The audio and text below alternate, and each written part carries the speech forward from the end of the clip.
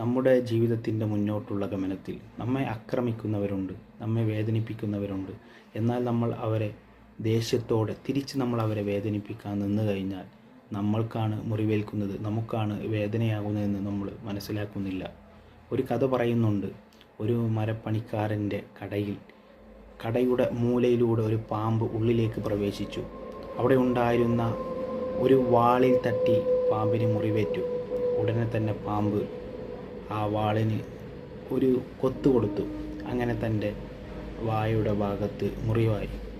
അങ്ങനെ പാമ്പ് തൻ്റെ ശത്രു തന്നെ ആക്രമിക്കുകയാണെന്ന് മനസ്സിലാക്കി തൻ്റെ ശക്തിയെല്ലാം ഉപയോഗിച്ച് ആ വാളിൻ്റെ മുകളിലൂടെ ചുറ്റി. പക്ഷേ ദൗർഭാഗ്യമെന്ന് പറയട്ടെ, പാമ്പിൻ്റെ ശരീരമാസകലം മുറിയായി. പാമ്പ് ദാരുണമായി ചത്തുപോയി. അതുപോലെയാണ് നമ്മൾ ആക്രമിക്കാൻ നിന്നാൽ നമ്മളാണ് വേദനിക്കുന്നത്, നമുക്കാണ് മുറിവേൽക്കുന്നതെന്ന് നമ്മൾ മനസ്സിലാക്കുക.